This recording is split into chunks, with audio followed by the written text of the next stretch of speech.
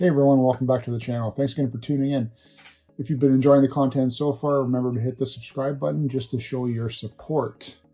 And in the meantime, we're going to take a look at this Transformers figure. This is the red line Optimus Prime. These were actually figures that I had no intention of ever picking up. I just didn't really have the inclination to pick up a figure that sort of, well, these are non-transforming Transformers, so it sort of defies the purpose and logic behind them. I've never really been a model collector / posable figure collector. It just wasn't my interest. I didn't have the room for it, though I appreciate, posable figures, models, whatever you want to call them. I know there's high-end ones out there that cost hundreds to thousands of dollars. So I can appreciate that. There's certainly great figures out there. I just never thought that these would be that. And maybe they aren't. I've never touched one. I don't know anyone that has one personally that I know of or they've mentioned. And honestly, I was just going to buy this, open it, and then probably burn it on video just for a goof. But let's take a look at it. We'll give it a go and see if there's anything to these red figures. What's the best way to do it? I guess maybe from the bottom.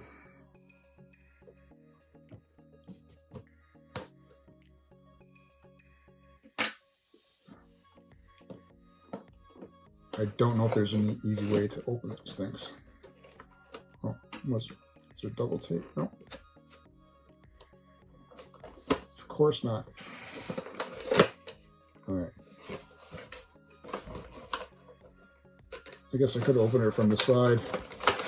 So, first thing with these packages, we've got two things in there. We've got Prime. Some garbage, and then we have his weapon accessories, apparently. And I don't know if this is meant to be like a posable stand or not. Afterwards, display piece.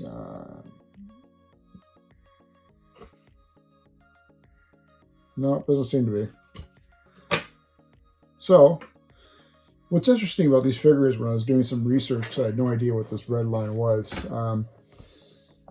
When Hasbro was designing these, they had to sort of take into consideration the balance between robot and alt modes. They wanted to create a line, that celebrated the robot form.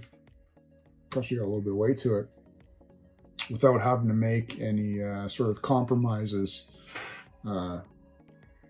for the transforming capabilities that we normally are accustomed to with these figures. So they went for the idea of making more character accurate figures, which I can appreciate. I've collected, the Masterpiece figures, and originally they were releasing like the one certain line for it, and then later on they did reissues that were more cartoon accurate. For me, that never really made a difference. But I guess when they're doing these sort of figures, I don't know if they had any intentions of doing other lines, but are there redecos of them? I don't think that seems to be the case. Basically, their goal for making these red figures was to match the robot silhouette as close as possible to what we were accustomed to seeing on, I guess, the 84 cartoon series. So this guy's strapped in a little bit here. We're going to do a little cut, and we're going to get him out of the packaging, and we'll take a look at him. Okay, so we have Prime out of his plastic case there. We'll hold him up for you there. So obviously, as I mentioned before, these are non-transforming Transformers, which is great because sort of they can focus on more of the robot details, articulation, and accessories. But they had to use a different material. Normal Transformers are mostly constructed out of ABS plastic. But for these guys, apparently they used PVC with some ABS. Some ABS in certain parts. PVC is better for pulling out sort of the more intricate details that you would find in a mold, and it's softer in terms of creating these particular details, which allows for just easier mold manufacturing. He's got a little bit of weight to it, which is surprising. I kind of thought these guys would have just been straight up, cheap plastic that the new Transformers nowadays are made out of. But it's not a rubber feel, but it's a quality feel to it, which is surprising. Okay, so taking a look at him, you can see he's got head articulation, left, right, back,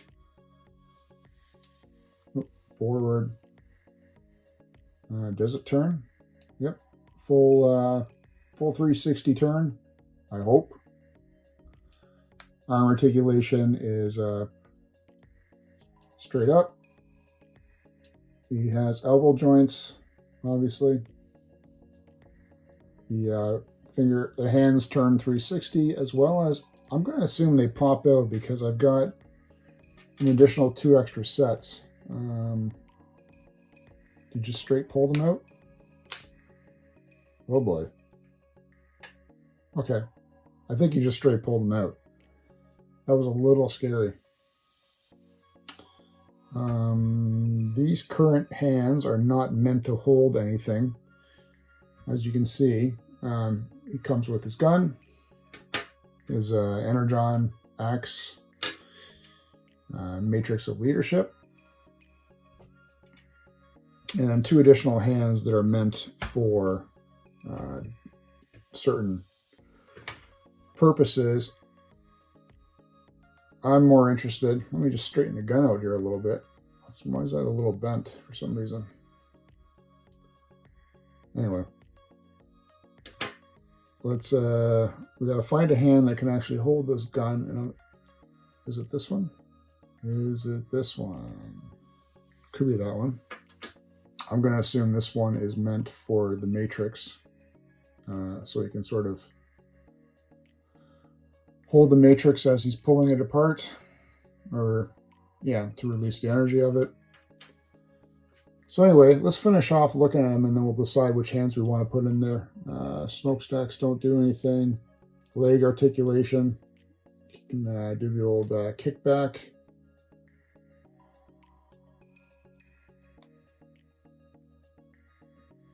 Legs can twist and turn, full 360. It's got hip turning. It's actually quite impressive. Does his chest open up? It looks like it opens. Oops. How do we get it open? All right. Chest cavity does open up. So we're going to throw the Matrix in there. And I'm hoping it fits. I think it should. All right. Matrix is in there. And it does close with it, so that's good. I don't really want him holding the Matrix out or anything. I always prefer him holding his blaster. So if we can pick the right hand, maybe we can get the blaster in one hand. Okay, so with a little bit of fussing, we were able to finally get it.